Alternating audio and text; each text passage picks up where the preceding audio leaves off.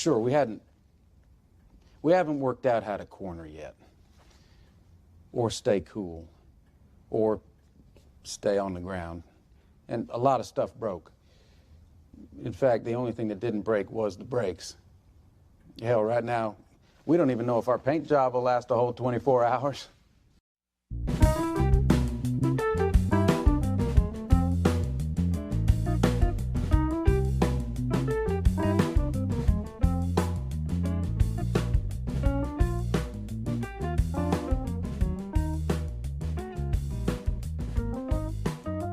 Hi, everybody. I'm Dan. And I'm Mike. So welcome to 15-Minute Film Fanatics. You know the premise. Mike and I watch movies separately, then we talk about them on the show for the first time. Today, I'm very excited. We have a Dan pick. We're going to continue our James Mangold fest here, and we're going to be talking about what movie, Mike? Ford versus Ferrari. Ford versus Ferrari, 2019, directed, as I said, by James Mangold, written by Jez Butterworth, John Henry Butterworth, and Jason Keller. We've already done Logan, which we liked. We've already done 3:10 to Yuma, which we liked, right? And in part one, we always talk about an overall take. I have a million takes on this movie. I like it a lot. Mike, we've never talked about it till now. What's your overall take on Ford versus Ferrari? I expected to hate this movie because this is pretty much everything that bothers me about modern movies as the premise. I'm not talking about the delivery, so stick with me. The number one thing I hate is when people open the Times or the New Yorker and somebody writes an interesting 6-page expose about something that happened 30 years ago. And they're like, you know what I'm going to do? I'm going to turn that into a 2-hour movie because it's almost always boring. There was a movie, I can't remember the name of it. It's got Mark Ruffalo in it, where the guys and men and women from the Globe, the reporters, they break open the story about the Catholic Church abuse scandal in the 90s, which of course should be absolutely riveting, horrifying, 2-hour movie, but it's just Mark Ruffalo running for like 30 minutes. I don't like, you know what I mean? And I'm not, as a viewer, I just don't have time to sit through that kind of ordeal again. You mean you're not going to watch Tetris? That's correct. So Tetris is actually everything that I hate. I know nothing about that movie. I only texted you that I can't believe. I would actually rather play Tetris for 2 hours than see this movie because that's everything that I despise. So that's what I expected with Ford versus Ferrari. And you can always tell that they're going to make this kind of crap because generally they'll stuff a big name into the crap. And the more big names I see, the more suspicious I get because obviously they're trying to bloat the movie. Like Air, like the movie that's out now about how Nike got Michael Jordan. There you go. Right. So that's exactly the kind of stuff that horrifies me as a viewer, just totally turns me off. But I do have a friend named Austin, who is a big Formula One fan and twisted my arm to see this movie before you requested that we did on the podcast. This is actually before I knew James Mangold directed it. So I saw it and I liked it. And I think that the reason I liked it is, first of all, this has an absolutely taut script. You can't take even 1 second out of this and lose anything. There's no scenes of people running. There's all the character arcs work. It's not actually two separate. What they try to do sometimes is they'll try to take two separate stories and have them converge, and they always flub the convergence between those two stories.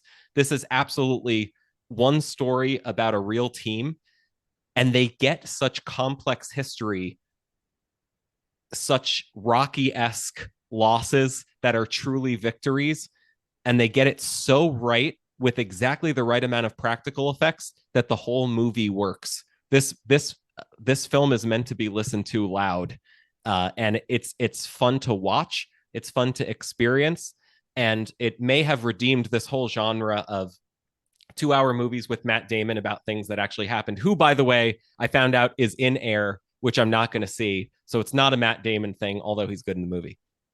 I have another Matt Damon crossover fact for you. I had recently just seen The Martian. Have you ever seen The Martian? No. So in The Martian, big Andy Weir novel, big movie and stuff like that. Matt Damon's in that as well. And I like watching films where you see smart people tackle problems. And I think it's interesting how that comes apart. Like, I don't know anything about racing. I'm not interested in racing, but I'm interested in the people, right? So you watch him do this. in The Martian, there's a series of Ridley Scott who directed it, gives you all these problems that he's got to solve when he's stranded on Mars. But the setup for the problem and the solution is constantly being explained to the viewer. Well, here's the problem. Here's what you have to do. Some character, Matt Damon or another guy on Earth, explains it. In this one, their problems are all about human beings. Like, how do you deal with their bureaucracy? How do you deal with the fact that the people above you don't have the imagination that you do, and they resent you for it? And then when there is a technical thing, you just kind of shrug. Like when they say, here's what we're going to do. We're not going to replace the brake pads and the rotors. We're going to put in the new brake assembly. And when they had that idea, Mike, and you watch that, what did you say to yourself? I can't believe that's allowed in the rules, but okay. That's okay, awesome. Go ahead. I didn't need to learn how the brakes work and how the heat, like you just do it because you trust the characters. And you mentioned Rocky, right? And it's very, very much a Rocky-esque kind of thing. I also have a weakness for watching people shift gears and hit the clutch at the same time. I don't know why I like watching that so much, and you get a lot of that in this movie. But for me, the real appeal of the film is the tension between the front office, like in The Deuce and BB, and Christian Bale and Matt Damon. And I love that those sets of values clash. And that guy that plays BB isn't he the perfect project manager? He's just got a-hole written all over Isn't it him. great? Isn't it great? And Ken says, he says, they want to please their boss, who wants to please his boss, who wants to please his boss, and they hate themselves for it. But deep down, who they hate even more are guys like you, because you're not like them, because you don't think like them, because you're different. And that's what I think makes this movie work. If you've ever had a job, you know what it's like when people who don't have your imagination have to give you orders, and you want to buck the system, but you can't, because it requires a certain kind of person to do that. And you get a rise of watching these two guys do that. Well, I think the joke of it is we've all experienced that, but then you get somebody who throws a wrench in it, actually throws a wrench through the window, right? So that the wrench itself becomes famous. Here's what I like, and maybe it's a perverse thing to like. I like when people are super famous, that they achieve the absolute heights of fame, but it's a very narrow base, so that only you have to be like a subgenre of a subgenre of a subgenre to like that person at that height. And that's what I think about Miles. That's why I think a movie about Miles works. It's not just, spoiler alert, it's not just that they don't win, but he does like the best race of his life, but he really does win. It's that name is like making a movie about Elvis to some people. So me walking into this is literally like not knowing who Elvis is and being like, hey, that kid can sing. That's cool. Same here, because I've talked to other people about how much I love this movie, and they've told me about, a friend of mine said, well, there's other documentaries you could watch that kind of, they paint the friendship in a different way, and this one might be more sympathetic to Henry Ford's son. There's a bunch of ways you can do it, but I think this movie is like a Shakespearean history play. It takes a real series of events, and then it grafts onto those events the things in which the filmmaker is interested. And in this case, I think what the filmmaker is interested in is friendship and creativity, and trying to keep those things intact, but also having to play the game, because you need money to do those. Well, speaking of what you need, it's the same thing that you actually need to get a film produced. Right. Jay Leno, who collects cars, was talking to Matt Damon, did an interview, and mentioned that the idea for this script has been bouncing around since the 70s.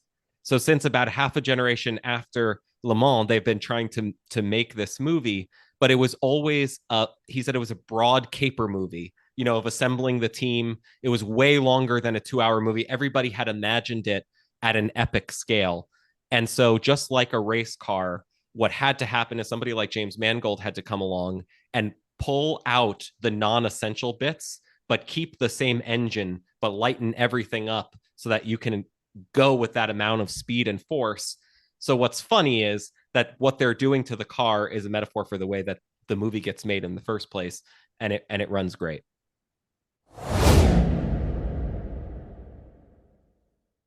Hi, welcome back. In part two, we always talk about our favorite moments. So many good moments in this film. Mike, what's yours? Well, my moment is kind of an obvious one. It's one of the more famous clips from the movie, which is where Matt Damon as Shelby takes Henry Ford Jr. for a ride in the GT. So up until then, he's been a bureaucrat, the owner of the company, spewing stuff that his father had said. However, what he doesn't know is what it's like, which also what I don't know, to sit in the passenger seat of a race car, not only out of control but totally within somebody else's hands and reflexes. And what I found is none of that is CGI, so that's all practical effects. That's just camera tricks to pick up the sound and aura of the practical cars that they were actually in. The whole scene is scintillating, and then of course the big part is that Henry Ford Jr., played by this big obnoxious fat guy who can barely fit in the car as it is, breaks down and weeps. And at first you think he's weeping because he's been frightened, but then you find out that he's been weeping because he's experienced the beauty of something that his family's company had made that he didn't even know. And that's actually what he sobs. He sobs, I never knew. I wish my daddy had been here to see this. And that's how they break him down and get him to agree to whatever they want, to give Miles a chance to let them build the cars however they want, and not to suffer interruptions from these middle managers. It's the ultimate appeal to the top. And I think that's what I kind of like about kind of subgenre lifestyle, is that there are beautiful things, but it's that outsiders don't understand them. And if you can only find some way for them to experience them the way you experience them, literally get behind the wheel of them, people would share your enthusiasm. But it's just kind of a tremendous, joyful breakthrough. And I think that the film from then on is filled with many more practical effects, much more driving. It's a conversion experience for a lot of people in the audience too, who thought, okay, this is going to be boring for me because it's not the kind of thing that I enjoy. But the film sees you coming and builds multiple doorways for you to get in. Harold Shelby makes him weep in the presence of something great. And that's kind of how I know you feel this way, and I do too, when you see like a truly unbelievably great movie, or when you read a great book, right? Which is why every time you read a great book, or I do, what are we always texting each other?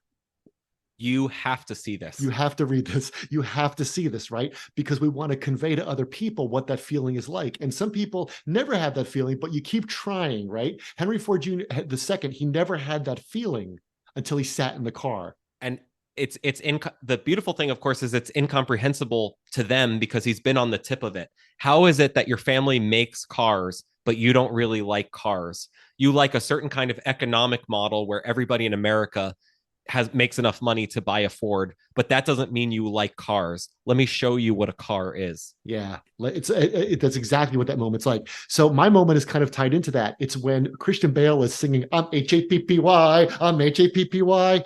And I want to talk about what makes him happy, because this is a film where you actually get to see somebody be generally happy. I just finished Quentin Tarantino's book about movies in the 70s called Cinema Speculation. And he says that 70s movies are all about guys with problems. And this movie really is about, there's a lot of joy in this movie, don't you think? And like a lot of happiness, which is why it's such an easy movie to recommend. There's a thing called positive psychology. Now bear me out. In 2004, this guy named Martin Seligman wrote an essay, a famous essay called A Balanced Psychology in a Full Life. And his whole argument is, he was a psychologist. He said, psychology has done wonders to get people who are suffering out of that suffering and to kind of heal them. But one thing we haven't even looked at is what makes happy people happy.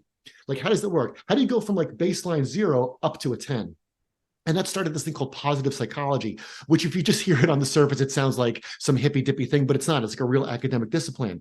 And so a lot of people have written, and I've read a lot of this about like, what are the constituents of happiness? And there's people will say things like you have to be attuned, you have to have confidence, your relationships, right? Having a skilled and meaningful thing you do that matters just for you, right? Like you do something just for the thrill of it. We see that going on here, but also a big part of happiness is this thing called flow, where you achieve what's called kind of like the flow state. So you think of like, a guitar player in the middle of a big solo, or somebody conducting an orchestra, and that becomes like, time becomes irrelevant and you are like totally in the zone, and you can't live there. Like you would be able to function, right? But I think that's what Christian Bale is chasing when he races. Like he says, somewhere out there's the perfect lap, and he's got to get up to like 7,000 RPM to get there. And I think what he does is he gives Henry Ford II, he gives him like a taste of that flow, and it blows his mind. because a lot of people never really achieve that. And he gets a taste of it. And that's when he changes. And that's when the movie changes, because then we get to the whole 45-minute sequence of the all-day race and we're totally in it. We don't experience the flow like the drivers do, but we kind of get like secondhand, this is what it must be like. Yeah, and I think that there are interesting games with time going on with the camera, because all the exterior shots are about shaving off tenths of a second Right. from different micro decisions, but all the interior shots, particularly of Miles, are just of him being Miles. Yeah.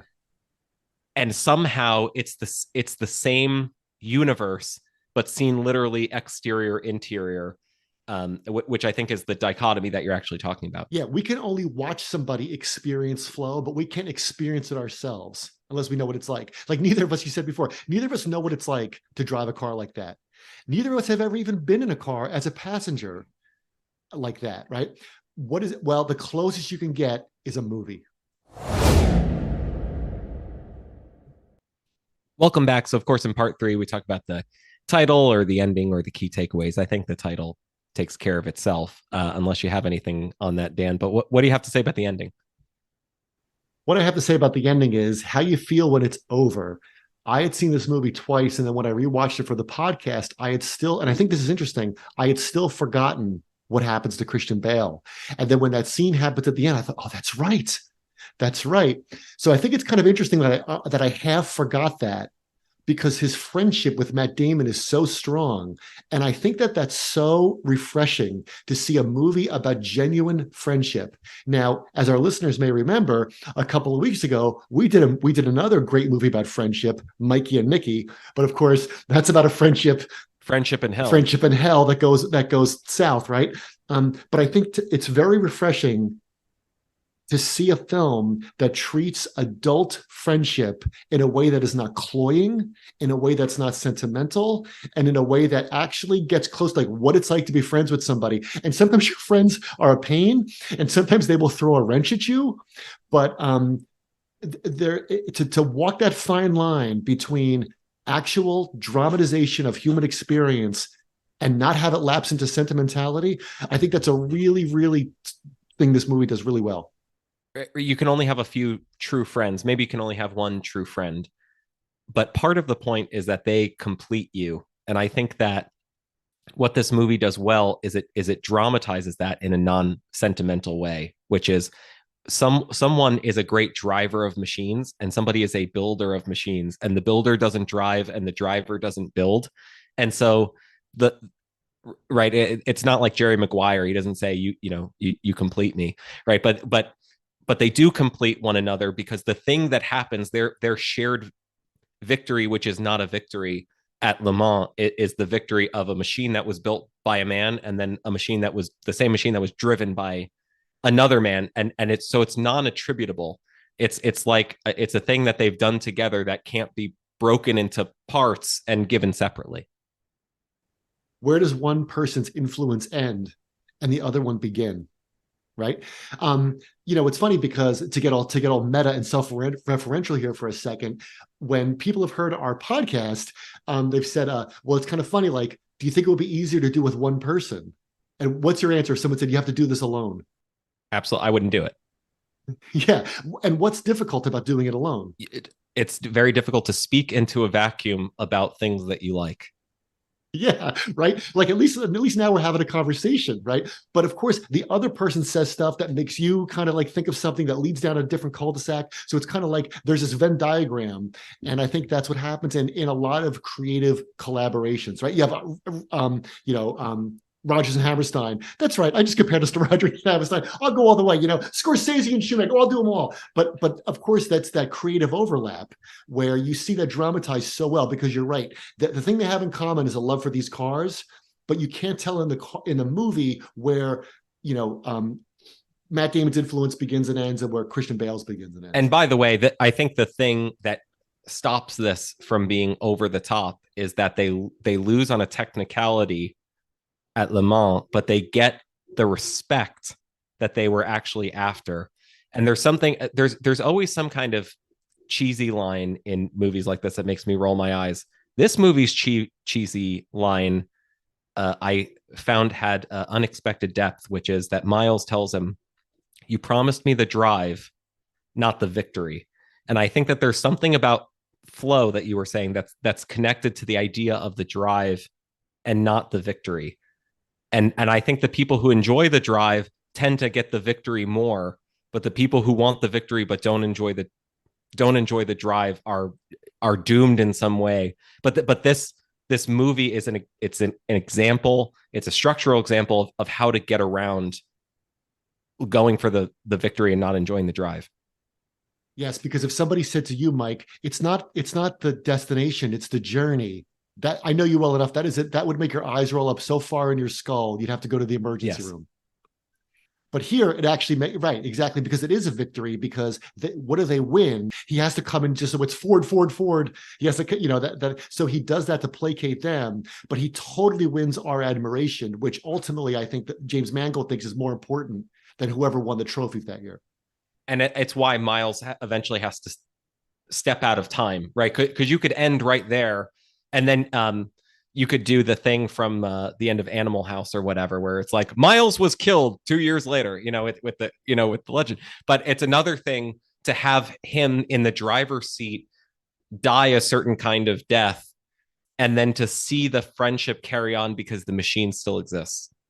Thanks for listening, everybody. We hope you enjoyed our conversation about Ford versus Ferrari. Follow us on Twitter at 15MANFilm. You could also follow us where, Mike? Letterboxd, and let us know what we should watch next. Who knows? Maybe it'll be another James Mangold film. We got some more, Mike, so we'll see you next time.